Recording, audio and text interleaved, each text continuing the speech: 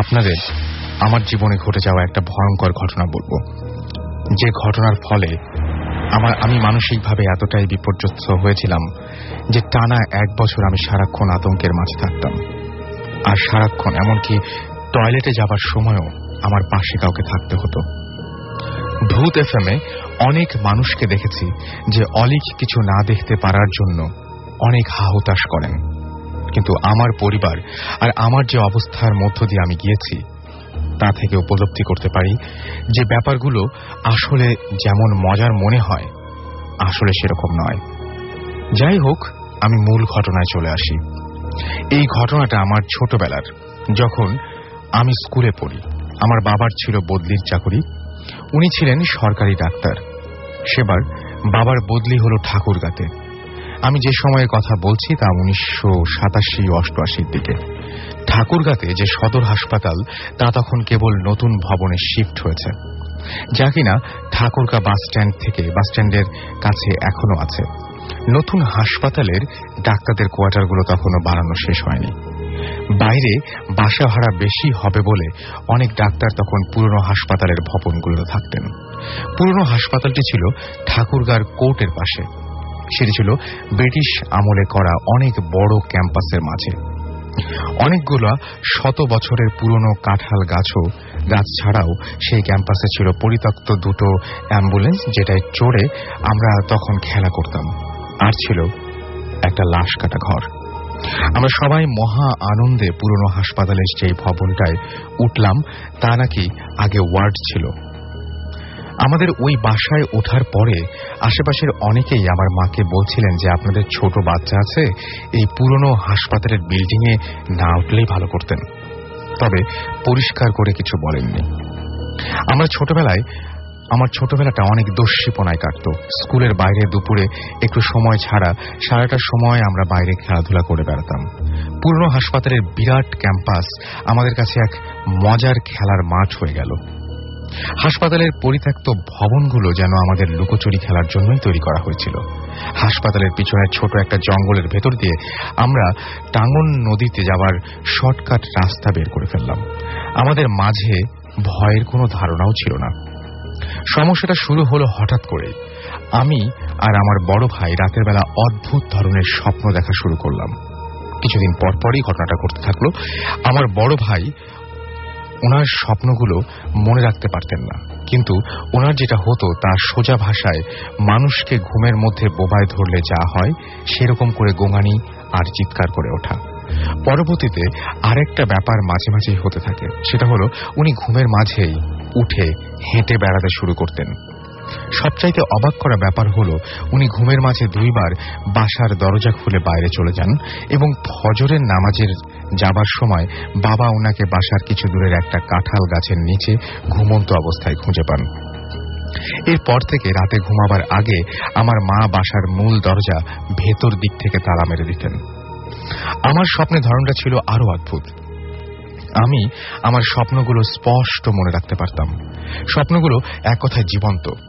আমার স্বপ্নে দেখতাম আমার ঘরের চারিদিকে কেমন জানি বদলে গেছে, সবকিছু যেন 50-60 বছর পিছিয়ে গেছে। আমার ঘরের চারিদিকে পরিচিত আসবাব কিছু নেই, বরং সেই জায়গাতে আছে সারি সারি করে পাতানো রোগীদের বিছানা, সাদা চাদর বিছানো। সেই বিছানাগুলোর মাঝে বেশিরভাগই রোগী শুয়ে আছে। তাদের কেউ কেউ কষ্টে কোঁকাচ্ছে, কেউ বা ঘুমে বিভোর। একবার স্বপ্নে আমি কাহিনী কি ভালো মতো দেখার জন্য উঠে বসি। এমন সময় দেখি কেউ একজন বলল যে বাবু উঠে গেছে, ওষুধের ডোজটা দিয়ে দেই। পিছনে তাকিয়ে দেখি একজন সিস্টার, পরিষ্কার সাদা পোশাক পরা, মায়াবী মুখ, আমার সামনে একটা ট্রলিতে কিছু একটা আনে।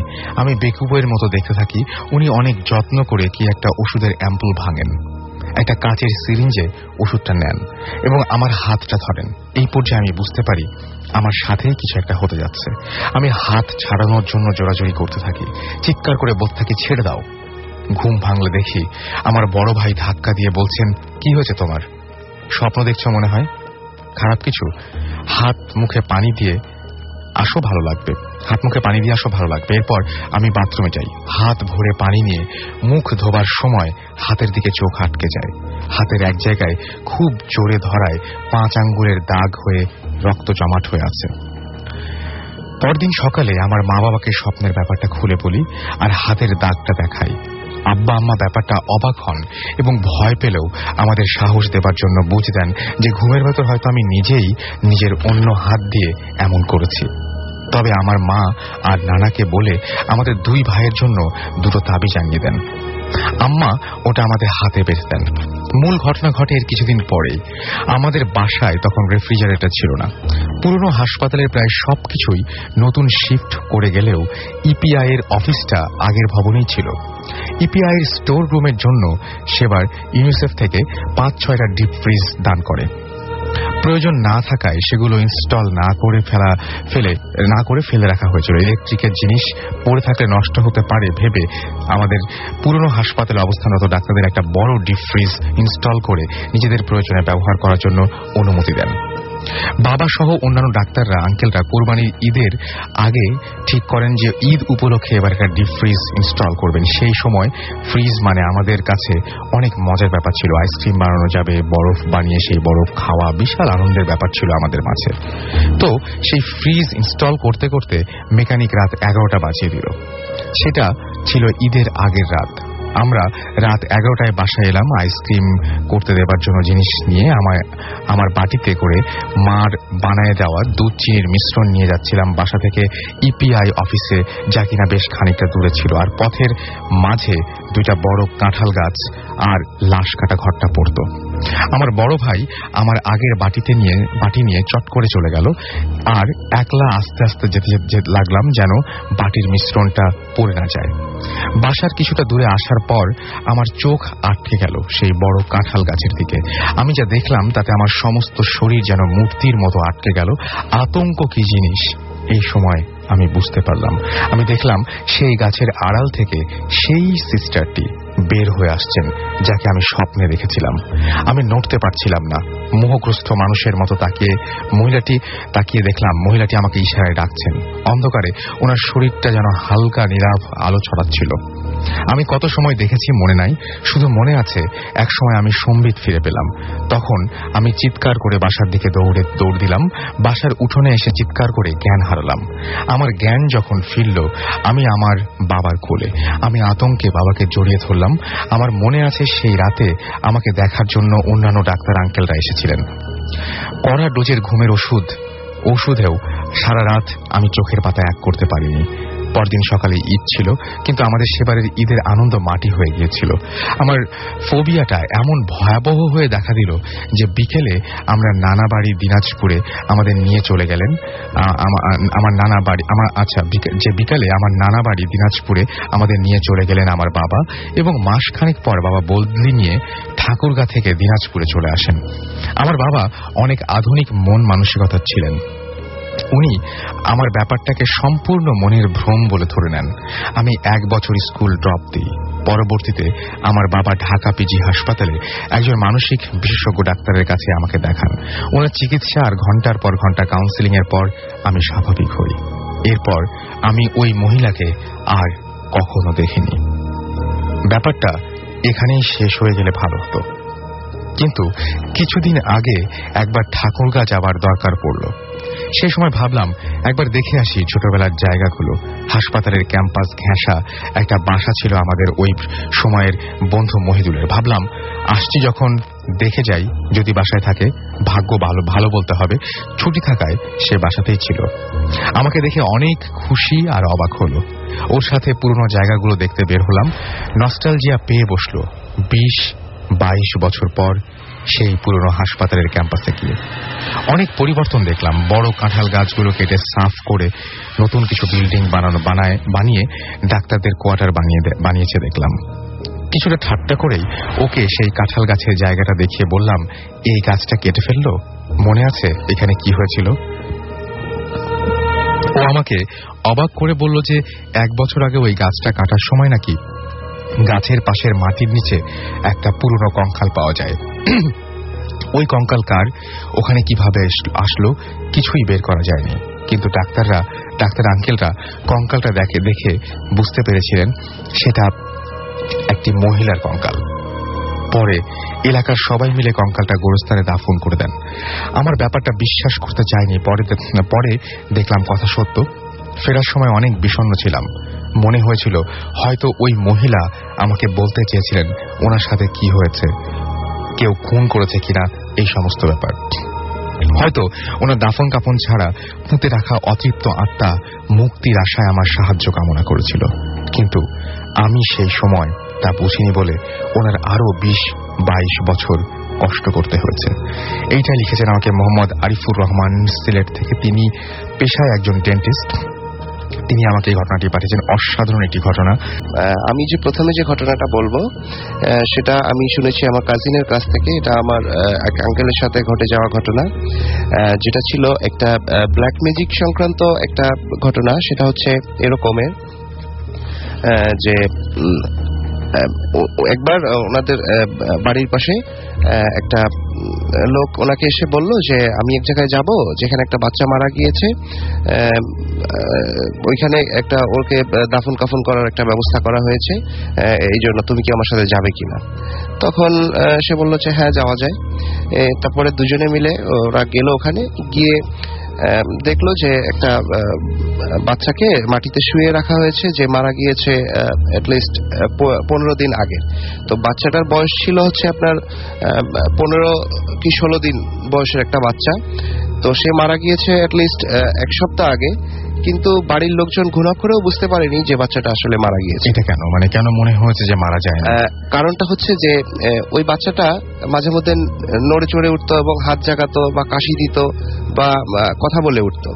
তো এই কারণে বাড়ির লোকজন মনে করছে যে অসুস্থ। এর মধ্যে কি ডাক্তার এর মধ্যে ডাক্তার দেখেনি, কারণ শীতের সময় ছিল, হয়তো বা তারা মনে করছে শীতের জন্য বাচ্চাটা খুব মানে শীত প্রবণের কারণে সে হয়তো বেশি নাড়াচড়া করছে না।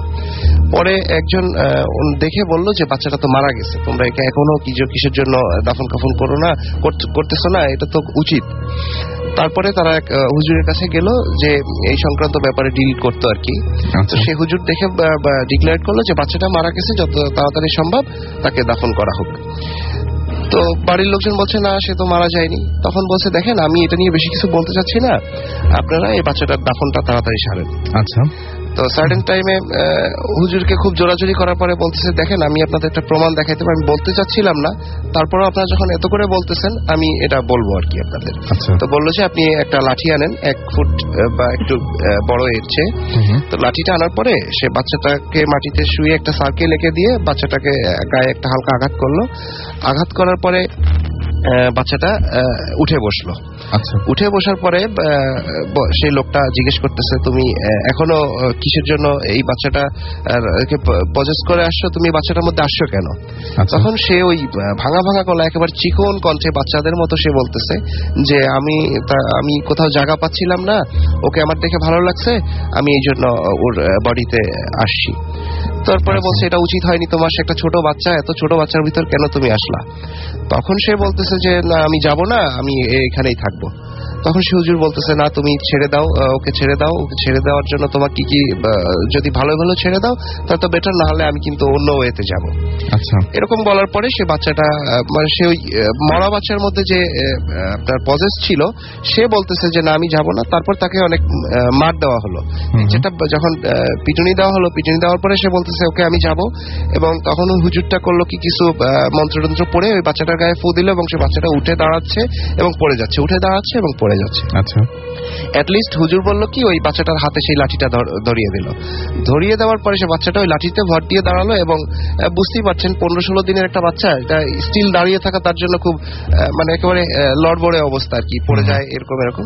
মানে এই সময়ের বাচ্চা বা এতটুকু বাচ্চা দাঁড়াতে পারারই কথাই না আর কি। তারপরে সে আবার কথাও বলতেছে চিকুন স্বরে, স্পষ্ট, যেটা অনেকটা ওই মানে খুবই চিকুন স্বরে একটা, এটা তার কণ্ঠ না সেটাও বোঝা যাচ্ছে। আচ্ছা। তারপরে সে হুজুর তাকে সূরা টুরা পড়ে একটা ফু দেওয়ার পরে সে বলতেছে আমার গা জ্বালা পোড়া করতেছে, আমি চলে যাব। আচ্ছা আমি চলে যাচ্ছি। তখন হুজুর সে বলতেছে আমি যাওয়ার জন্য কিছু নিব। তখন হুজুর বলল যে কি নিবা তুমি?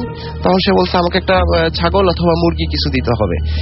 তো হুজুর বলতেছে দেখো এদের আর্থিক সচ্ছলতা তো বেশি না, ছাগল দিতে পারবে না, এদের একটা মুরগি তুমি নাও। তো বলছে আচ্ছা মুরগি এনে দেন। তারপর একটা মুরগি এনে দেওয়ার পরে সে একটা ডেস্টিনেশন দেখা দিল যে অতটা দূরে মুরগিটা রাখতে হবে এবং আমাকে জায়গা করে দেন, আমি বাচ্চাটা শরীর থেকে চলে যাব। তারপরে হুজুর বলল আচ্ছা ঠিক আছে। তারপরে হুজুর তার নিয়মিত যে কার্যক্রম করে টোরে তারপরে জায়গাটা পজেস যে ছিল ওকে যাওয়ার জন্য একটা ওয়ে করে দিল। তারপরে যেই বলল যাও, সেই বাচ্চাটা ওইটুকু বাচ্চা সেই লাঠি হাতে প্রায় 20-25 ফিট দৌড়িয়ে চলে গেল।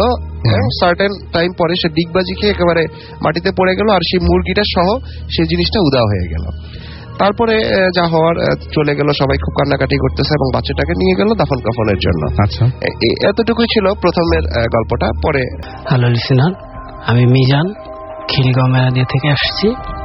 তো প্রথমেই আদর, তোমার জন্য শুভকামনা। পাবেল পাপড়ি, তোমাদের জন্য শুভকামনা রইল। তো আমি যে ঘটনাটা শেয়ার করব সেটা আমাদের ফ্যামিলিতে ঘটে যাওয়া একটা বাস্তব ঘটনা। আচ্ছা, তো তখন 1989 সাল ছিল। আমরা যে এলাকাটাতে থাকতাম ওই এলাকাটা ছিল নিচু এলাকা, যে বর্ষার সিজনে ওইখানে পানি জমতো, আর শুকনো সিজনে এখানে ধান চাষ করতো। আচ্ছা, তো শুকনো সিজন ছিল তখন। আর আমরা যে ঘরটাতে থাকতাম তার পাশেই ছিল, একেবারে কাছেই ছিল একটা বড় পুকুর। পুকুরটা প্রায় 1-1.5 বিঘা জমি নিয়ে ছিল। তো ওই পুকুরটার মাটি কেটে উঁচা জায়গা করছে, উঁচা জায়গাতে আমাদের ঘরটা ছিল। আচ্ছা, তো আমরা যে ঘরে থাকতাম আমার মা প্রায় ওইখানে রাত্রে ঘুম থেকে উঠতো। তো একদিন ঘুম থেকে ওঠার পরে দেখে কি ওই পুকুরটার একেবারে এক কোনায় একটা ধান সিদ্ধ করার পাত্র ভেসে আছে। তো ওটার ভিতর কিছু একটা আছে। তো আমার আম্মু ওটা বুঝতে পারতেছিল না। তো আম্মু কিছু মনে না করে আবার ঘরে চলে গেল। দ্বিতীয় দিন আবার একবার বাইরে উঠছে, বাইরে ওঠার পরে ঘরে যাবে, ঠিক তখনও দেখে কি ওই পাত্রটা ভেসে আছে। ভেসে আছে, মাঝখানে কিছু একটা আছে, এখন একটু ক্লিয়ারলি বোঝা যাচ্ছে কিন্তু কি সেটা ক্লিয়ার না। তো ঘরে চলে যায়। তৃতীয় দিন আমার আম্মা আর একবার দেখলো, সেদিন পূর্ণিমা রাত ছিল, একেবারে স্পষ্ট দেখতে পারতেছে যে ধানের পাত্রটা মাঝখানে একটা বাচ্চা শুয়ে আছে। 2 থেকে 2.5 মাস বয়সের একটা বাচ্চা শুয়ে আছে এবং সে হাত পা নাড়াচ্ছে। আচ্ছা, তো আমার আম্মা দেখে খুব ভয় পেয়ে দৌড় দিয়ে ঘরে চলে যায়, যে আমার আব্বাকে বলে যে এই ঘটনা দেখছি। আমার আব্বা বলতেছে যে না, এটা হইতে পারে না, তুমি হয়তো ভুল দেখছো। তা আব্বা আম্মাকে সান্ত্বনা দিল। তা আব্বা ঘুমিয়ে পড়লো। ঘুমিয়ে পড়ার পরে আবার বেশ কিছুদিন পরে আমার আম্মু রাত্রে উঠছে, আমার আব্বাকে নিয়ে উঠছে। তা আব্বাকে বাইরে দাঁড়া করে আমার আম্মু আসলো। আসার পরে পুকুরটার দিকে তাকানোর পরে দেখতেছে কি একই জিনিস ভেসে আছে, বাচ্চাটা হাত পা নাড়াইতেছে। তো আমার আম্মু বলতেছে যে দেখো এটা কি।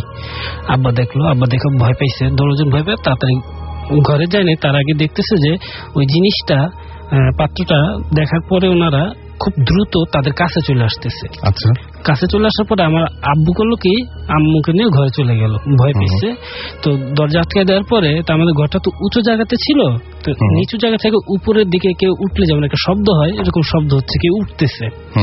তো এক পর্যায়ে হাত দিয়ে, আমাদের ঘরটা ছিল বেড়ার ঘর, তো হাত দিয়ে বেড়ার ভিতরে বাড়ি দিলে যেমন ঠাস ঠাস শব্দ, এরকম অনেকগুলো শব্দ করলো। শব্দ করার পরে আম্মু চিৎকার মারার পরে কিছুক্ষণ পরে এটা থেমে গেছে। থেমে যাওয়ার পরে তো আমার আম্মা চুপচাপ, ওদিন আর কিছু বললো না। ঠিক পরের দিন আমার বড় বোন আমাদের বাড়িতে আসছে বেড়াইতে। তো দিনে পিঠা টিঠা বানাইলো, খাওয়া দাওয়া করছে। ওদিন আমার বড় বোন থাকবে আমাদের বাসায়। আচ্ছা, তো রাত্রে থাকলো আমার বড় বোন। ঠিক 2:30টার দিকে আমার বোনের একটা ছেলে ছিল 2.5 মাস বয়স, ও ঘুমায় আছে, হঠাৎ করে হাত পা নাড়াইতেছে। তো হাত যে আমার আম্মার গায়ে পরে আমার আম্মা লাফ দিয়ে উঠে লাইট ধরাইলো। ধরার পরে দেখি যে বাবু শ্বাস নিতে খুব কষ্ট হইতেছে। তো আমার আম্মা চিৎকার দিয়ে উঠলো, তারপর তেল মালিশ করলো বুকের ভিতরে, কিন্তু কোনোতেই কিছু হইতেছে না। ঠিক তখনই আমার আব্বা শুনতে পারতেছে যে ঘরের ভিতরে কান্নাকাটি চলতেছে, বাইরে ওই বেড়ার ভিতরে ঠিকই একইভাবে কেউ হাত দিয়ে বাড়ি দিতেছে, থাবুর দিতেছে। আচ্ছা, তো আমার আব্বু তখন কারো কিছু বললো না, বাড়ি দেওয়া শেষ বেড়ার ভিতরে। ঠিক তখনই আমার ভাইগনাটা, আমার বোনের ছেলেটা, ও মারা যায়। ওই মুহূর্তে মারা যায়। মারা যাওয়ার পরে খুব কান্নাকাটি চলতেছে। মারা যাওয়ার পরে ঠিক কিছুক্ষণ পরে হঠাৎ করে আমার এক আঙ্কেল, আমার খালু, উনি থাকতো খুলনায়, ঢাকা চলে আসছে। আসার পরে আমাদের ঘরে ঢোকার সময় উনি বলতেছে যে আমি খুব দেরি করে ফেলাইছি ঘরে ঢুকতে, আমার আসতে খুব লেট হয়ে গেছে। তো আমার আব্বু সবাই কান্নাকাটি করতেছে। তো এখানে বলে রাখি যে আমার ওই খালু, ওনার ভিতরে আল্লাহ একটা খুব পাওয়ার দিছিল, আধ্যাত্মিক শক্তি ছিল, উনি আগে থেকে অনেক কিছু বুঝতে পারতো। তো এখানে বেসিক্যালি ওনার আসার ব্যাপারটা যেটা ইন্টারেস্টিং, যে ব্যাপারটা সেটা হচ্ছে যে একটা ছোট বাচ্চা, এবং সেই ছোট বাচ্চাটা শুরু থেকেই আপনার মা দেখতে পাচ্ছিলেন যে একটা ধান রাখার পাত্রের মধ্যে ভেসে বেড়াচ্ছে এবং হাত পা নাড়ছে, এবং তারপরে আপনাদের বেড়ার ঘর ছিল, সেই বেড়ার ঘরে কয়েকবার সে নকও করেছে, তার মানে বাসার ভেতরে ঢুকতে চেয়েছে। এবং তারপরে যেটা হলো সেটা হচ্ছে যে আপনার ঠিক বোনের হয়তো ওইটুকুই একটা ছোট বাচ্চা ছিল, এবং সেই অতটুকুই বাচ্চাটা, এবং সেই বাচ্চাটা মানে ঠিক একইভাবে হাত পা নাড়তে শুরু করলো এবং একসময় মারা গেল। এই ব্যাপারটা কিন্তু খুবই দুঃখজনক এবং খুবই অদ্ভুত টাইপের একটা ব্যাপার। তারপরে এই ব্যাপারটা থেকে প্রতিকার পাওয়ার পরে নিশ্চয়ই আপনার সেই খালু, যার কথা আপনি বলছেন, তিনি কিছু করেছিলেন। জি, উনি করেছিলেন।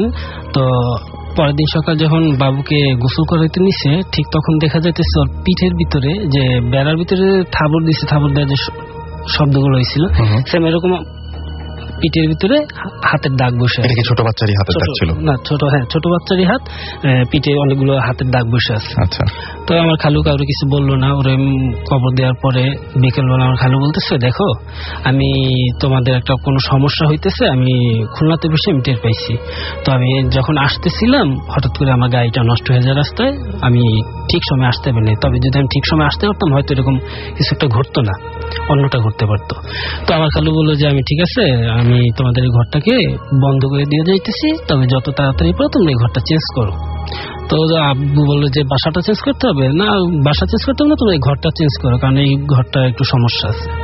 তো আমার খালুগুলোকে একটা তাবিজ দিয়ে গেলো, দরজার সামনে বাইন্দা ঝুলাই দিচ্ছে, এমন ভাবে ঝুলাই দিচ্ছে যাতে ঘর থেকে কেউ বের হলে মাথায় বাড়ি খায়, আবার ঢুকতে বাড়ি খায়। তো আমরা তারপরে এখানে ওই রুমে 10-12 দিন ছিলাম। তারপর ওই বাড়িতে আর একটা রুমে আমরা শিফট হয়ে যাই। তারপরে এখানেই শেষ না, এই কাহিনীটা নিয়ে আমার মা আরো অনেক কিছু দেখছে অন্য ঘরে যাওয়ার পরে, কিন্তু কোনো সমস্যা হয়নি আমাদের। আমি রোহান বাপ্পি এগেইন, বরিশাল থেকে এসেছি। আমি যে নেক্সটের ঘটনাটা বলবো সেটা হচ্ছে, সেটাও আমার এক আঙ্কেলের কাছ থেকে শোনা। সেটা আজ থেকে প্রায় 30-35 বছর আগে একটা ঘটনা। তো ঘটনা ছিল এরকম, একটা গ্রামে দুটো ফ্যামিলি ছিল। তো দুটো ফ্যামিলির মধ্যে কোনো একটা কারণে ঝগড়া বিবাদ হওয়ার পরে সেটা এক পর্যায়ে মারামারিতে টার্ন নেয়। আচ্ছা। তো টার্ন নিলে সেটা হয় যে এরকম বল্লম বা ওই যে এই ধরনের কিছু অস্ত্র যেটা বাঁশের মাথায় লাগানো থাকে, এটা দুই ফ্যামিলিকে ছুটতে থাকে। এর মধ্যে একটা উঠান থাকে, তো আশেপাশে আরো বাড়ি আছে, সবাই দেখতেছে, কিন্তু কেউই এর মধ্যে আর কি ইন্টারফেয়ার করতেছে না, কারণ যদি কোনো অঘটন হয়। তো সাডেনলি একটা 15-16 বছরের একটা বাচ্চা, সে হট করে সেই ঝগড়া বিবাদের মধ্যে সে দৌড় দেয়। আচ্ছা। দৌড় দিলে একটা বল্লম হয় কি তার ঠিক আপনার বুক ভেদ করে পিঠ দিয়ে বের হয়ে যায়। আচ্ছা। তো যা হওয়ার স্পটলি ডেড। তারপর তাদের এই অবস্থার কারণে তারা ঝগড়া বিবাদ বাদ দিয়ে তারপরে এখন বাচ্চাটার কাছে আসে যে বাচ্চাটা কি মারা গেল না, মানে তাকে বাঁচানো যায় কিনা। তো এক পর্যায়ে এটা নিয়ে কোনো বাঁচানোর কোনো পসিবিলিটি নাই, কারণ সে মারা গেছে। তারপরে এটা নিয়ে পুলিশ কেস হয়, পুলিশ আসার পরে সেটা জায়গা দেখে থেকে তারা স্পটলি সেটাকে ডেড বলে বিবেচিত করে এবং তাকে বলে যে এটা লাস্ট পোস্টমর্টমের জন্য নিয়ে যেতে হবে। তো আজ থেকে 30-35 বছর আগে তো বুঝতেই পারতেছেন যে যোগাযোগ ব্যবস্থার অবস্থাটা অনেক খারাপ ছিল, আর আমাদের বরিশাল এরিয়াটা তো নদী নালার দেশ। তো তখন নৌকা ছাড়া আর কোনো ওয়ে ছিল না আর কি সেই লাশটাকে নিয়ে যাওয়ার জন্য। সেটাই তো সময়টা ছিল বর্ষাকালের, মানে প্রথম দিকে সব ভরা পানি সব জায়গাতেই। তো ছোট খাল দিয়ে নিয়ে যেতে হবে লাশটা, কে নিয়ে যাবে এরকম একটা, এর মধ্যে কেউ রাজি হচ্ছে না। তো দুজন লোক পাওয়া গেল যে তারা এই লাশটা নিয়ে যেতে মানে রাজি হয়েছে। তো নিয়ম অনুযায়ী তারা ওই পোস্টমর্টমের জন্য লাশটাকে নিয়ে রওনা হলো সকালবেলায়, এবং যেতে যেতে পুরো একেবারে সন্ধ্যা হয়ে গেল। তো ওই দিন আর লাশটাকে তারা ফেরত দিতে পারেনি। পোস্টমর্টম করার পরে দিন আবার বিকালে 4টার দিকে তারা ওই লাশ নিয়ে বাড়ির দিকে রওনা হয়। তো এরকম খাল দিয়ে আস্তে আস্তে তাদের মোটামুটি 4টা-5টার দিকে রওনা দেয়।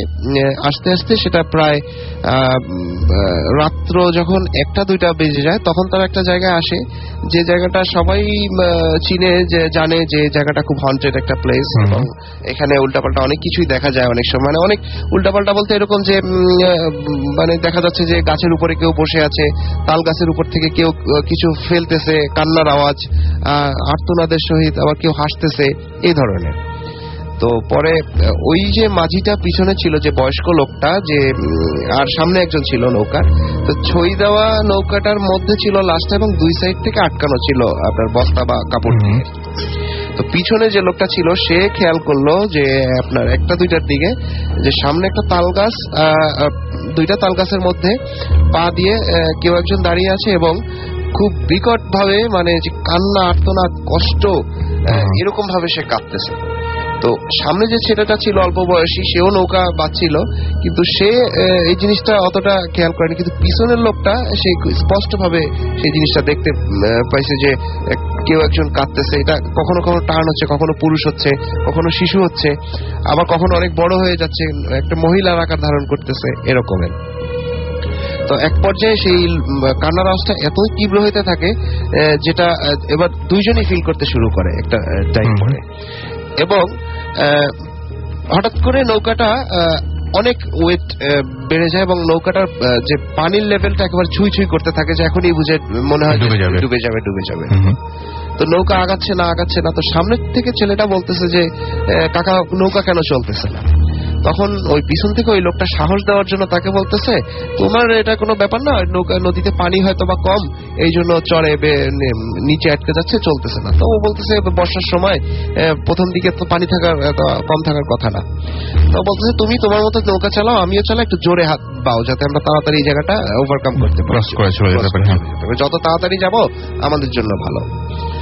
তো একটা পর্যায়ে ওই লোকটা শুনতে পাচ্ছে যে ওই ছয়ের ভিতর থেকে কটকট কটকট করে আওয়াজ, যেটা হচ্ছে মানে হাড্ডি মাংস এগুলো খেলে যেরকম একটা আওয়াজ হয়, সাধারণত দেখা যাবে কুকুর যদি কোনো হাড্ডি খায় তাহলে যে সাউন্ডটা হয় ওই ধরনের একটা সাউন্ড হচ্ছে, এবং মাঝে মধ্যে কান্নার আওয়াজ, হাসির আওয়াজ।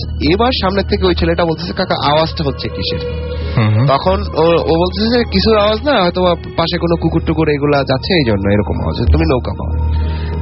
একটা পর্যায়ে এসে আর পারতেছে না, মানে নৌকা তো আগাচ্ছেই না, বরঞ্চ মানে ভয়ে তাদের অবস্থা আরো খারাপ হয়ে গেছে। আচ্ছা, তখন ওই লোকটা বলতেছে যে তুমি একটা কাজ করো, তুমি পিছনে চলে আসো, পিছন থেকে আমরা দুইজন একসাথে পাই, নৌকাটা যদি একসাথে পাই পিছন থেকে ফোর্স বেশি হবে, আমরা তাড়াতাড়ি যাবো। তো ছেলেটা বলতেছে আমি আসবো কিভাবে, ভিতরে তো লাশ, উপর দিয়েও আসা যাবে না, কারণ নরম ছই ভেঙে যাওয়ার একটা পসিবিলিটি আছে। তো ওই লোকটা বলছে যে আমি নৌকাটা একটু নদী খালের কাছে নিব, তুমি সামনের থেকে জাস্ট লাফ দিয়ে কুলে উঠবা, আবার আমার এখানে চলে আসবা, জাস্ট 5-6 সেকেন্ডের একটা ব্যাপার। ওরকম করে নৌকা পাশে নিল, এবং ছেলেটা লাফ দিয়ে কুলে উঠে আবার নৌকায় পিছন দিকে এসে বসলো। বসার পরে যখন আবার 2-3 মিনিট গেল, তখন তারা দুইজনই বুঝে, মানে ওই পিছনের লোকটা তো আগেই বুঝছে, এবার যে ছেলেটা সামনে থেকে পিছনে আসলো সে একেবারে পুরোপুরি বুঝলো যে ঘটনাটা এখন আর কি হচ্ছে। তখন মানে সে কি করবে, লাফ দিবে না মানে জ্ঞান হারাবে, এই ধরনের একটা অবস্থা। তখন সেই লোকটা তার সাথে কানে কানে বলছে যে তুমি তোমার সাহস রাখো, নৌকা চালাও, আর একটু সামনে গেলেই আমরা কারোর হেল্প নেব। এর মধ্যে ঘটনা হলো যে লাশ তো খেয়েই যাচ্ছে, ওরকম আওয়াজ হচ্ছে, কান্নার আওয়াজ হচ্ছে, আর নৌকার মধ্যে যে আলো ছিল, হারিকেন ছিল, সেটা লিভে গেল। আচ্ছা, লিভে যাওয়ার পরে তারা কিছুই দেখতে পারতেছে না। এরকম অবস্থায় তারা একটা সার্টেন প্লেস, প্রায় 3টা-4টা ফজরের আগ পর্যন্ত তারা এরকম বেয়ে একটা বাড়ির সামনে গেল, যেটা লিঙ্ক ছিল ওই খালের সাথে এবং পুকুরের সাথে লিঙ্ক ছিল আর কি, খাল থেকে পুকুরের মধ্যে ঢোকা যেত। এমন অবস্থায় ওই পুকুরের মধ্যে যখন তারা ঢুকলো, তখন তারা মানে সাহায্যের আবেদন করলো ওই বাড়িতে যারা লোক আছে তাদের কাছে, যে প্লিজ সরি আমাদের হেল্প করেন, আমাদের যে লাশের নৌকা নিয়ে যাচ্ছিলাম, আমাদের হারিকেন আলো এগুলো নেই, নিভে গেছে। ওই চিল্লা পাল্লার কারণে ওই বাড়ি থেকে লোক, সরি আমি আচ্ছা, নো প্রবলেম। তো ওই বাড়ি থেকে লোক বের হয়, অনেক লোক বের হয়, অনেক চিল্লা পাল্লার পরে যে তারা হেল্প চাচ্ছে, কেউ বিপদে পড়ছে। তখন কি হয়েছে তোমাদের? তখন তারা বলছে যে আমরা আমাদের আলো নিভে গেছে, আমাদের আলো দরকার। তখন তারা বাড়ি থেকে আলো টালো এনে দেয় এবং তারা ওইখানে আজান দেওয়া পর্যন্ত অপেক্ষা করতে থাকে। ঠিক ওই বাড়িটা, যে বাড়ি থেকে আলো টালো দিল সেখানে তারা নৌকা থেকে উঠে যায়। ওকে। পরে ওই লোকটা কিন্তু সবসময় নৌকার উপর অবজার্ভ রাখতেছিল যে কি ঘটনা ঘটতেছে নৌকার মধ্যে, কারণ একটা লাশ নিয়ে যাচ্ছে, বাড়িতে যদি কিছুই না নিয়ে যেতে পারে বা তাহলে তো এটা মানে তাদের কাছেও খারাপ লাগবে যে আমি একটা লাইবিলিটি নিয়ে গেলাম, আমি সেটা ফুলফিল করতে পারলাম না। এন্ড দ্য এন্ড যখন আজান দিল, হঠাৎ করেই তারা ভিজিবল সবাই দেখলো যে নৌকাটা অনেকখানি উপরে উঠে গেছে, মানে যতটা ওয়েট ছিল, ওই যে পানি ছুঁই ছুঁই ছিল সেটা থেকে নৌকা অনেক জেগে গেল। তখন তারা বুঝতে পারলো যে হ্যাঁ, যে সেটা ছিল এবং চলে গেছে। আচ্ছা, এটা কিন্তু আজানের সাথে সাথে হয়েছে। পরে তারা আবার নৌকা নিয়ে, এবং ওই বাড়ির লোকজনকে কিছু বললো না, বললো যে আমরা অনেক দূর থেকে আসছি, টায়ার্ড, আমরা অপেক্ষা করছি, কিন্তু তারা ভিতরে ভিতরে অনেক ভয় পাচ্ছিল। পরে আবার সেই নৌকা নিয়ে তারা বাড়ির দিকে রওনা দেয়, এবং অ্যাটলিস্ট তারা যখন যায়, গেট ওয়াজ যে এর মধ্যে ওই লাস্টটা অর্ধেক হাফ পার্সেন্ট অলরেডি শেষ, মানে পুরোটা শেষ করতে পারেনি। ওই নিচ থেকে অর্ধেক শেষ, পরে ওইটাকেই দাফন করা হয়, এবং এটা সবাই জানে, ওই এলাকার সবাই মোটামুটি এটার সাথে। ওকে, ফাইন। এবং যিনি ইমেল করেছেন তিনি লিখেছেন যে ভাইয়া কেমন আছেন, আমি আজকে আমার একটা ইন্ডিয়ান ফ্রেন্ডের কাছ থেকে শোনা ঘটনা আপনাদের সাথে শেয়ার করব। আমি তার কাছ থেকে ঘটনাটা যেভাবে শুনেছি আপনাদেরকে সেভাবেই বলছি। আমার সাথে তার ফেসবুকে কথা হতো, আমি তাকে ভূত এফএম-এর কথা বলেছি, সে আমাকে স্টোরিটা বলেছে এবং আপনাদের সবার সাথে শেয়ার করার জন্য রিকোয়েস্ট করেছে। ঘটনাটা আমার আঙ্কেলকে নিয়ে। 1996 এর দিকে আমার আঙ্কেলের চাকরির সুবাদে কলকাতা থেকে কর্ণাটক ইউপিতে ট্রান্সফার করা হয়। কর্ণাটকের একটা গ্রামে তার পোস্টিং পড়ে। আঙ্কেল পুলিশে ছিল, তাই অনেক রাত পর্যন্ত অফিসে থাকতে হতো। একদিন আঙ্কেলের অফিস থেকে বের হতে হতে প্রায় রাত 12টা বেজে যায়। সেদিন রাতে খুব বৃষ্টি হচ্ছিল। কোয়ার্টারে যেতে অনেক দেরি হয়ে যাবে বলে আঙ্কেল গ্রামের একটা শর্টকাট নেয়। এখানে বলে রাখা দরকার যে সেই রাস্তাটা পাকা ছিল এবং অনেক নির্জন জায়গা দিয়ে রাস্তাটা গেছে। রাস্তার দুই ধারে শুধু গাছ ছিল এবং আশেপাশে কোনো ঘর বাড়ি ছিল না, একদম নিরিবিলিতে ছিল। আর রাস্তাটা সম্পর্কে অনেকে অনেক কথা বলতো যে রাস্তাটা ভালো না ইত্যাদি। তো আঙ্কেল সব বুঝে শুনেই রাস্তাটা ধরে চলতে থাকে। তার কোনো ভয় লাগছিল না, কারণ তিনি জিন ভূত বিশ্বাস করতেন না। আস্তে আস্তে যেন বৃষ্টির বেগ বাড়ছিল। হেডলাইটের আলোতে যতটুকু দেখা যাচ্ছিল, তিনি অনেকক্ষণ ধরে বাইক চালাচ্ছিলেন এবং ঘড়িতে দিকে তাকিয়েছিলেন যে 1:30 পার হয়ে গেছে। হঠাৎ তিনি হেডলাইটের ঝাপসা আলোতে একটা মেয়েকে দেখতে পেলেন এবং তিনি ভাবলেন যে এত রাত্রে এখানে একটা মেয়ে কি করছে। তিনি মেয়েটার যখন একটু কাছাকাছি আসলেন, তখন দেখলেন যে মেয়েটা একটা লাল বিয়ের শাড়ি পরেছিল এবং সে সম্পূর্ণ ভিজেছিল আর রাস্তার ধার থেকে আঙ্কেলকে বাইক দাঁড় করানোর জন্য ইশারা করছিল। হেডলাইটের আলোতে তাকে স্পষ্ট দেখা যাচ্ছিল। আঙ্কেল বাইক থামাতে গিয়েও কেন যেন থামালেন না। তিনি অনেক স্পিডে মেয়েকে পাস করে চলে গেলেন। তিনি ভাবলেন যে মেয়েটার কাছে দাঁড়ানোর দরকার ছিল, না জানি কোন বিপদে পড়েছে। তিনি মনে করলেন যে বাইকটা ঘুরিয়ে মেয়েটার কাছে ফেরত যাবেন। হঠাৎ তার রাস্তার ধারে চোখ পড়ল। তিনি দেখলেন যে সেই মেয়েটি আবারও রাস্তার ধারে দাঁড়িয়ে আছে আর একইভাবে লিফট চাইছে, একটু আগে যাকে তিনি পেছনে ফেলে এসেছেন। আঙ্কেল মোটেও ভীতু ছিলেন না, কিন্তু তিনি মেয়েটিকে দেখে প্রচন্ড ভয় পেয়ে গেলেন আর এবার আরো জোরে মোটর বাইকটাকে মেয়েটাকে পাস করে চলে গেলেন। তিনি বুঝলেন যে তার হাত পা অবশ হয়ে যাচ্ছে। মেরুদণ্ড দিয়ে যেন শীতল স্রোত প্রবাহিত হতে লাগলো। তিনি কিছু দূরে গিয়ে হঠাৎ দেখলেন যে সেই মেয়েটি আবার রাস্তার ধারে দাঁড়িয়ে। তিনি তার বাইকের স্পিড আরো বাড়িয়ে দিলেন। তিনি ব্যাক ভিউ মিররে দেখলেন যে মেয়েটা একটা অদ্ভুত রকম হাসি দিয়ে তার বাইকের পেছনে পেছনে দৌড়াচ্ছে।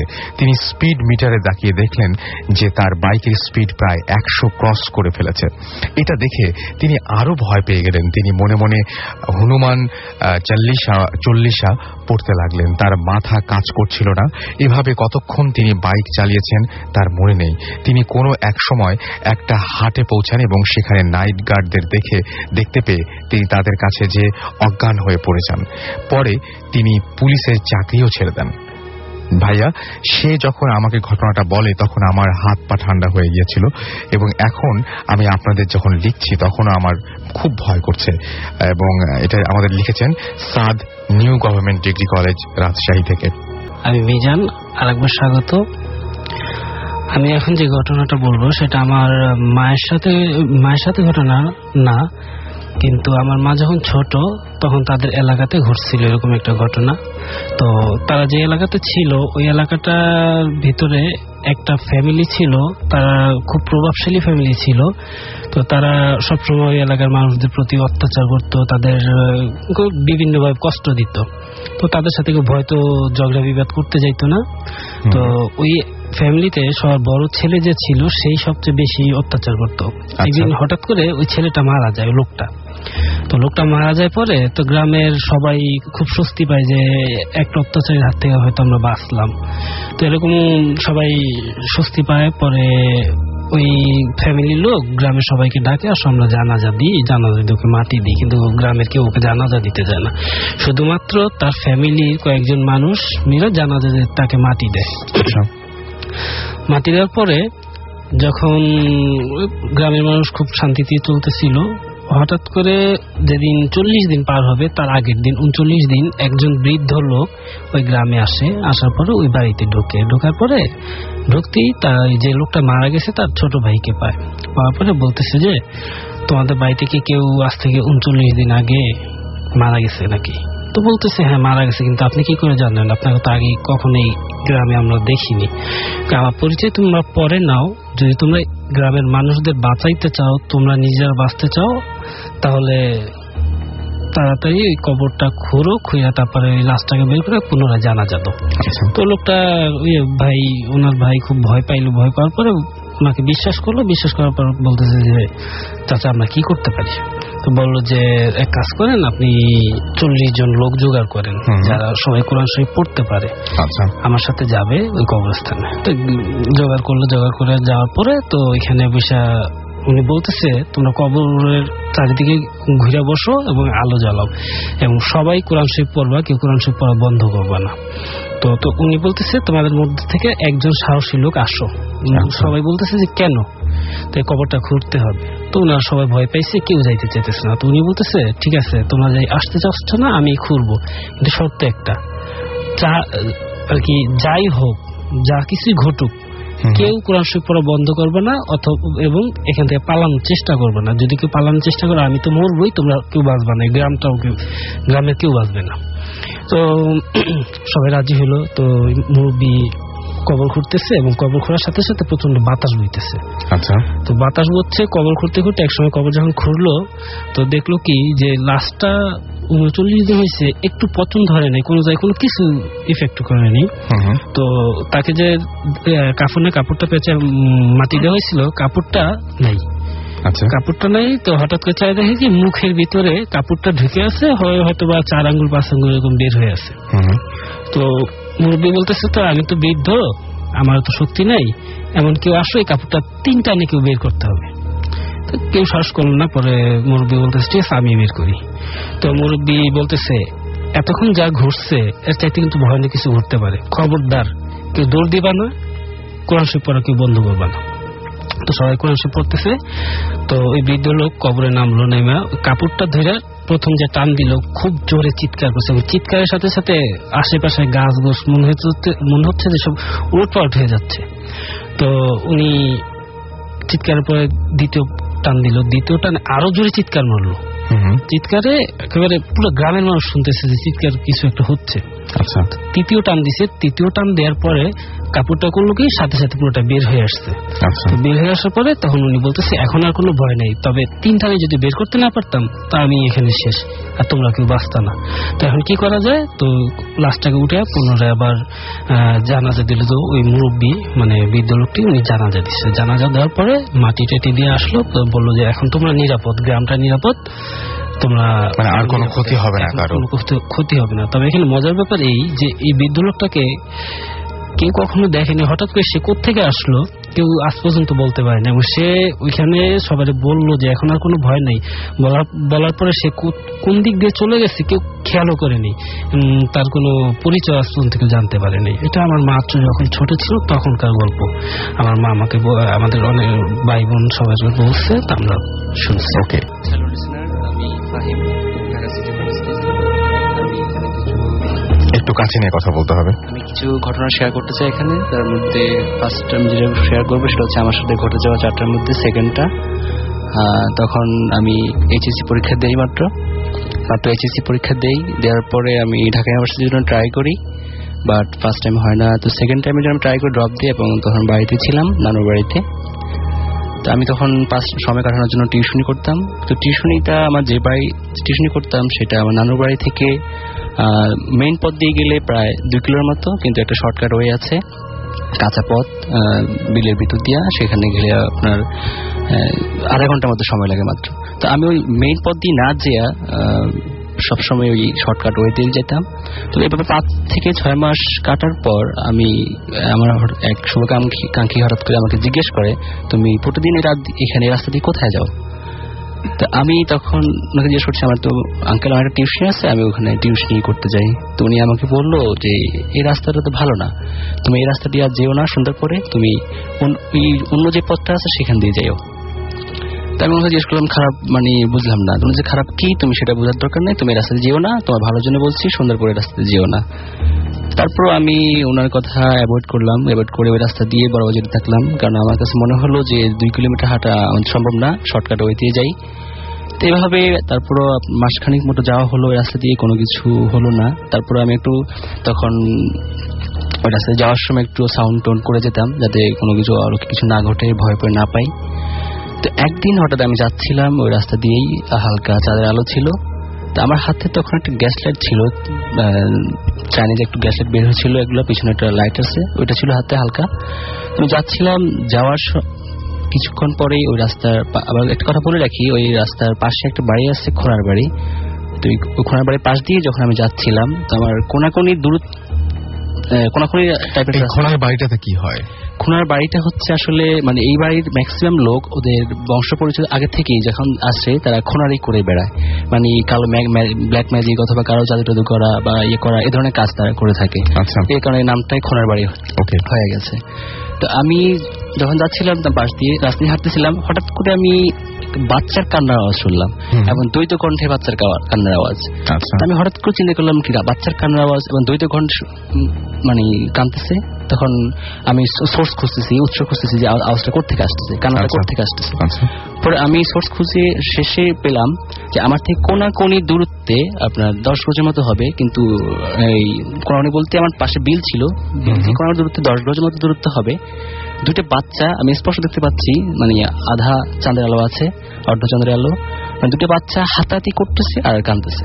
আচ্ছা, ঠিক তখন আমি মনে করছি যে পাশে তো পাশে কিছু একটা কথা বলে রাখি, পাশে কিছু নতুন বাড়িও ছিল, আগে সোনার বাড়িটার পাশে একটা বাড়িও ছিল রাস্তার অপোজিটে একটু দূরে। তো আমি মনে করছি হয়তো পাশের বাড়ি থেকে দুটো বাচ্চা এখানে এসে ভুলে এসে গেছে, বা আমি মনে মনে গার্জিয়ানকে দোষ দিচ্ছিলাম কি গার্জিয়ানে কি দেখো রাতে 8টা সাড়ে 8টা বাজে, তখন সন্ধ্যার পরে বাচ্চা দুটো এখানে রাস্তায় এসে গেল, তাদের কোনো খেয়াল নাই, খোঁজ খবর নাই। তো আমার মেন্টালিটি মানে হরর কিছু তখন মাথায় তখন আসে নাই। আমি মনস্থির করছিলাম হ্যাঁ তাদেরকে বাচ্চাদেরকে নিয়ে আমি সার্চ করে কোন ফ্যামিলি বা কোথায় সার্চ করে আমি তাদেরকে দিয়ে দেবো, এই মানে নিয়েই আমি আগাচ্ছিলাম। এগোতে থেকে যখন আমি প্রায় 10 গজ থেকে 1 গজের কাছাকাছি আসলাম, ঠিক তখনই যেটা আমার কাছে মানে ঘটলো, আমি একদম থমকে দাঁড়িয়ে গেলাম যে বাচ্চা দুইটা ওই যে স্পটে ছিল সেই স্পটে বাচ্চা দুটা ভ্যানিশ। আচ্ছা, এবং বাচ্চা আমি একটা কথা বলি না, মিস করছি, সেটা হচ্ছে বাচ্চা দুটার পরনে গায়ে কিছু ছিল না, হাফ প্যান্ট ছিল, সাদা হাফ প্যান্ট বলছিল, কিন্তু শরীরে কিছু ছিল না। আচ্ছা, যখন আমি 1 গজের কাছে গেলাম হঠাৎ করে ভ্যানিশ, এবং সেই জায়গায় আমি অদ্ভুতভাবে যেটা দেখি, প্রথম অবস্থা খুব শক খাই, মানে একদম থমকে স্ট্যাচুর মধ্যে দাঁড়িয়ে যাই, আমি দাঁড়িয়ে শুধু তাকে দেখতে থাকে জিনিসটা কি, একটা বিড়াল এবং একটা সাপ, যেখানে যে দুই জায়গায় মুখোমুখি ছিল বাচ্চা, মানে যেখানে বাচ্চা ছিল সেই জায়গাটা আপনি হঠাৎ করে দেখতে পেলেন যে একটা বিড়াল এবং সাপ যে হাতাহাতি করতেছিল, ঠিক সেই জায়গায় একটা জায়গায় সাদা বিড়াল ডান পাশেরটা, বাম পাশের হচ্ছে সাপ, সেটা আপনি একদম নিজের চোখে দেখেছেন? হ্যাঁ, নিজের চোখে, এবং কি আমার হাতের ওই টর্চ লাইটের আলোটা তখন ছিল। আচ্ছা, তো তখন যখন বাচ্চাটা হাতাহাতি করতেছিল সে জায়গায় দেখি যে বিড়ালটা পা দুইটা দিয়ে লাফালাফি করতেছে আর সাপটা ফনা তুলে তাকে আক্রমণ করার চেষ্টা করতেছে। তো আমার লাইটের ছোট মিনি যে গ্যাস লাইটের আলোটা যখন গায়ে একটু পড়লো, চাঁদের আলো হালকা আছে, তখন বিড়ালটা ডান দিকে আর সাপটা বাম দিকে সরে যেতে থাকলো। সাপটা ফলা তোলা বন্ধ করে দিয়েছে, সরে যেতে থাকলো। তো আমি সাপটাকে নোটিস করিনি, আমি বিড়ালটার দিকে তাকিয়েছিলাম। বিড়ালটা বেশি দূর না, 1 গজ কি 1.5 গজ যাওয়ার পরে, ঠিক নর্মাল আমরা বিড়ালগুলোকে যেভাবে দেখি যে কিছু দূর যাওয়ার পরে আমরা যখন তাই দিতে চাই, কিছু দূর যাওয়ার পরে পেছনে ফিরে তাকাই, আবার ঠিক ওই বিড়ালটাও কিছু 1.5 গজের মতো যাওয়ার পরে আমার দিকে পিছনে ফিরে তাকাচ্ছে। আচ্ছা, তো তাকানোর পরেই 2 কি 3 সেকেন্ডের মধ্যেই ভ্যানিশ। আচ্ছা, বিড়ালটাকে আমি আর দেখতে পাচ্ছি না। আচ্ছা, পরে আমি সাপটাকে দেখার জন্য বা দিকে ফিরলাম, দেখি সাপটাকেও দেখতেছি না, কিন্তু সাপটা এরপর কোথায় কোনো কিছু নাই, খেয়াল করি নাই। পরে আমি কিছু করে দাঁড়িয়েছিলাম, জিনিসটা কি হঠাৎ মানে খুব স্টেজের মতো হয়ে গেছি। পরে আমি টিউশনির বাড়িতে যাই, টিউশনিটা শেষ করি, মাথায় ঘুরপাক খাচ্ছিল জিনিসটা কি, টেনশন মানে চিন্তা করতেছিলাম জিনিসটা কি আসলে কি। পরে যেটা মানে আসল কথা, আমি পরের 2 দিন ওই রাস্তা দিয়ে যাই নাই, কিন্তু ওদিন আমি আসার সময় ওই পথ দিয়ে ফিরে আসছিলাম মানে কিছু একটা আরো অন্য কিছু একটা কি ঘটে কিনা এই ধরনের মনস্থির নিয়ে। পরের 2 দিন আমি যাই নাই, কিছুটা ভয়ও পাইছি হালকা, কারণ আমার লাইফের অবশ্যই সেকেন্ড ঘটনা। পরের 2 দিন পর থেকে কিন্তু আমি ওই রাস্তা দিয়ে যাওয়া আসা করি নর্মালি। এরপরে 3 থেকে 4 মাস কি 5 মাসের মতো আমি ওখান দিয়ে আসা যাওয়া করছিলাম ঢাকা আসার আগে, কিন্তু এরপরে ওই ধরনের কোনো ঘটনা বা কিছু আমার সামনে হয়নি। এই ছিল আমার প্রথম ঘটনা। ওকে, আমি অমিত, আমি খিলগাঁও তিলবাবা থেকে এসেছি। আর আমার খিলগাঁওয়ের সকল বন্ধু এবং আমার ছোট বোন শর্মিন, আন্নি, অসীম, সবাইকে আমি ভূত এফএম পক্ষ থেকে ওয়েলকাম জানাচ্ছি। আমি এখন যে কাহিনীটা অভিজ্ঞতাটা শেয়ার করব, এটা হচ্ছে আমার একজন প্রবাসী বন্ধুর, তিনি লন্ডনে থাকেন। এটা হচ্ছে 1991-এর দিকে ঘটনা। তখন তার বাবা সরকারি কর্মকর্তা ছিলেন, বদলি হয়ে সিলেটে যায়, সিলেট আম্বরখানাতে। আচ্ছা, তো ওনারা সরকারি চাকরিজীবী ছিলেন আঙ্কেল। তো সরকারি বাংলোটা ওনারা ভাড়া দিয়ে ওনারা একটা ভাড়া বাসাতে যান। তো সেটা ছিল আপনার টি এস্টেটটা অতিক্রম করে, মানে ঢালের উপর দিয়ে নেমে একটা লোকালয় ছিল সেখানে। বাড়িটা ছিল একতলা, পাকা বাড়ি, উপরে ছাদ ছিল। তো সেখানে যাওয়ার পর এখানে একটা কথা বলে রাখা ভালো যে বাড়ির পাশেই আপনার একটা পুকুর ছিল, শান বাঁধানো পুকুর যেটাকে বলে, আর ঠিক অপোজিটে ছিল জঙ্গল, মানে সেখানে কিছু গাছপালা টাইপের। তো আমার ফ্রেন্ড ছিল, ওরা ছিল আমার ফ্রেন্ড, ওর একটা ছোট ভাই ছিল 3.5 বছর এবং একটা ছোট বোন ছিল। তো সেই ভাইটা যখন সেখানে খেলতো বাড়ির উঠোনে, তো প্রায় সে ফুটবল দিয়ে খেলতো আর কি। তো ফুটবলটা একটা 3.5 বছরের বাচ্চার এত জোরে কিক দেওয়া সম্ভব ছিল না। তো প্রায় বলটা আপনার জঙ্গলের দিকে গড়িয়ে যেত। তো সে যখন ওখানে বলটা আনতে যেত, তো সে লক্ষ্য করতো যে ছোট মানুষ যেটা বলতো যে একটা পাগলি টাইপের কেউ, তো প্রায় বলতো যে আম্মু পাগলি বল নিয়ে যাচ্ছে। তো আন্টি যখন সেখানে যেত, দেখতো যে কিছু নেই। তারপর আপনার বলটা হঠাৎ গড়িয়ে মানে পুকুর ঘাটা দিয়ে নেমে পুকুরে পড়ে যাচ্ছে। আচ্ছা, বাট মানে এটা কিন্তু বাচ্চাটার পক্ষে পসিবল না, বলটা লাগছে না। তো এরকম চলতে থাকে, যা হোক এটা কেউ কেয়ার করেনি। তো আঙ্কেল ফিরতে প্রায় আপনার আজানের মাগরিব পার হয়ে যেত। তো একদিন আঙ্কেল আপনার বাসায় ফিরছে, তো দূর থেকে যেটা দেখা যায় যে লাইট জ্বলছে রুমে, যে কেউ হয়তো দাঁড়িয়ে আছে জানালার পাশ দিয়ে। আঙ্কেল ওখানে কে বলে সাথে যায়, তো দেখে সরে যায়। তো ভাবলেন হয়তো চোর টোর কেউ হতে পারে। আর আন্টি যখন ছাদে আপনার প্রায় আচার বা কিছু শুকাতে দিত খাদ্যদ্রব্য জাতীয়, সেগুলো পুরো ভ্যানিশ হয়ে যেত। তো তখন এগুলো কেউ আমলে নেয়নি যে এগুলো হয়তো কেউ চুরি টুরি করছে, এরকম টাইপের কিছু। তো আর সবচেয়ে যেটা মানে বিস্ময়কর জিনিসটা হচ্ছে আস্তে আস্তে যে ঘটনাগুলো মানে শুরু হতে থাকে, যে ওই ছোট যে শিশুটা আমার ফ্রেন্ডের বোন ছিল, ওকে নিয়ে যখন ওদের কাজের মেয়েটা আপনার জানলাতে বসে থাকতো, বাচ্চাদেরকে মানে একটু নাড়ানাড়ি করলে ওরা কান্নাকাটিটা কমে। তো প্রায় মেয়েটা ফিল করতো যে পিছনে জানালা থেকে মানে মানুষ যদি কেউ গরম নিঃশ্বাস ফেলে যে এরকম ফিল হচ্ছে। তো সে যখন তৎক্ষণাৎ পিছনে তাকাতো, দেখতো যে মানে হয়তো পাতার শব্দ হচ্ছে, যে কেউ হয়তো চলে যাচ্ছে, এরকম হচ্ছে প্রায়। আচ্ছা, তো তখনও মানে কেউ বিষয়টাকে এতটা গ্রাহ্য করছে না। তো যেটা প্রথম যেভাবে শুরু হয় যে আমার ফ্রেন্ড একবার ওদের কারেন্ট চলে গেলে সবাই আর কি বাড়িওয়ালারা, তারপর আন্টি আঙ্কেল ওনারা সবাই ছাদে চলে যেত। আর ছাদে কোনো গেট ছিল না, খোলা। তো কারেন্ট গেলে স্বাভাবিকভাবে সবাই সিঁড়িতে বসে পড়তো। তো আমার ফ্রেন্ড পরীক্ষা পড়ছিল, তো হঠাৎ করে সে বের হওয়ার সময় দেখছে যে যেই রুমটাতে তার বোনকে রাখা হতো ওটা তো খালি। ওখান থেকে আপনার মানে খুব কালো টাইপের কিছু, মোটা টাইপের, মানে একটু মানবাকৃতির বের হয়ে যাচ্ছে। তো এটা আন্টিকে জানায়, আন্টি তেমন একটা কেয়ার করেনি, মানে কেউই তখন সেটা আমলে নিচ্ছে না, এগুলো বিশ্বাস করে না। আচ্ছা, তো যেটা সর্বশেষ ঘটে থাকে যে একদিন আন্টি রান্না করছে রান্নাঘরে, আর ওই বাচ্চাটাকে ঘুম পাড়িয়ে মশারি টশারি লাগিয়ে দেওয়া হয়েছে আর কি। বাচ্চা ঘুমাচ্ছে, সবাই টিভি দেখছে, তো হঠাৎ বাচ্চা বিকট শব্দে কান্না করে উঠছে। তখন আন্টি বলল যে রুমে গিয়ে দেখে আয় বাবু কাঁদছে কেন। তো মেয়েটা যখন যায়, তো মেয়েটা গিয়ে আর আসে না, কোনো সারা শব্দ নেই। আন্টি গিয়ে দেখতে পারে যে মেয়েটা ইনস্ট্যান্ট সেন্সেস হয়ে পড়ে আছে, আর বাচ্চাটা আপনার রুমটা ছিল জানালা ঘেঁষা, বাচ্চাটা মশারি টশারি দেওয়া ছিল, বাচ্চাটা আপনার পুরো মানে কেউ টেনে হিচড়ে যদি জানলা থেকে বের করতে যায় যেরকম, ঠিক সেরকম জানলার দিকে বাচ্চাটা হাত ইয়ে হয়ে আছে আর বাচ্চাটা কাঁদছে। তো আন্টি ইনস্ট্যান্ট আপনার জানলা দিয়ে তাকিয়ে যেটা দেখতে পায় যে আপনার যে গরিলা টাইপের কিছু যেটাকে বলে বা ভাল্লুক টাইপের এরকম কিছু একটা আপনার খুব মানে মানে পায়ের যে খুব ভারী সাউন্ড এরকম করে দ্রুত ওদিক দিয়ে চলে যাচ্ছে।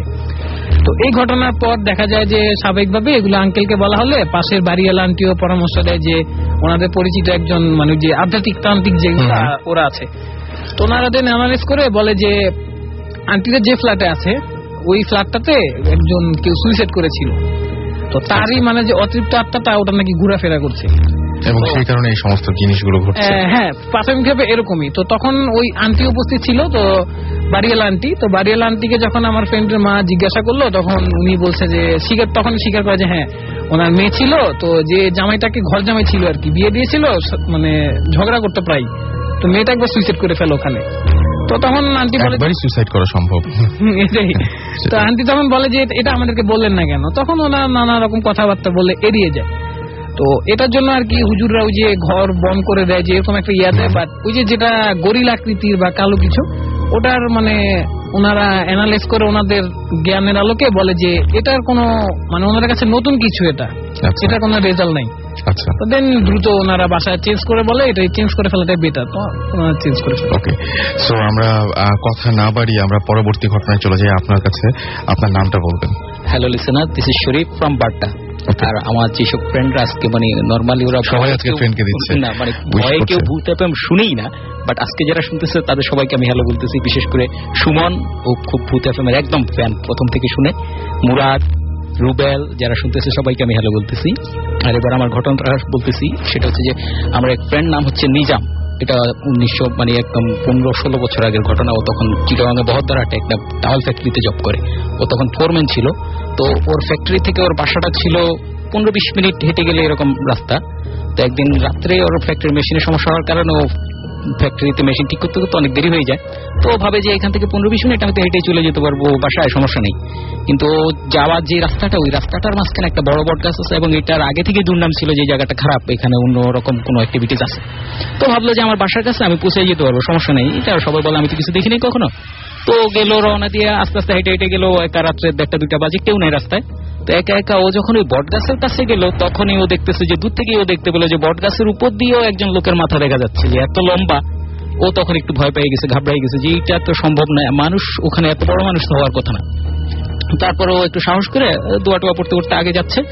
যখন ও বটগাছের কাছে পৌঁছেছে তখন তো একদম প্রচন্ড মনে হচ্ছে যে তুফান শুরু হয়ে গেছে, চারদিকে গাছপালা ভেঙে যাচ্ছে। তারপরে ও একটু তাড়াতাড়ি হাঁটা শুরু করছে আর দোয়া পড়তেছে যে আমি তাড়াতাড়ি বাসার কাছাকাছি চলে যাই, এখন ফিরাও সম্ভব না কারণ ও বাসার একদম কাছে চলে আসছে। তো এরপরে ও হঠাৎ দেখতেছে যে ঘোড়ার পায়ের শব্দ হইতেছে। ও পিছনে ফিরে দেখে যে মানে অসংখ্য ঘোড়া ওর দিকে দৌড়ে আসতেছে। তো তাড়াতাড়ি একদম দৌড়ে বাসায় চলে যায়, বাসায় যায় নক করে।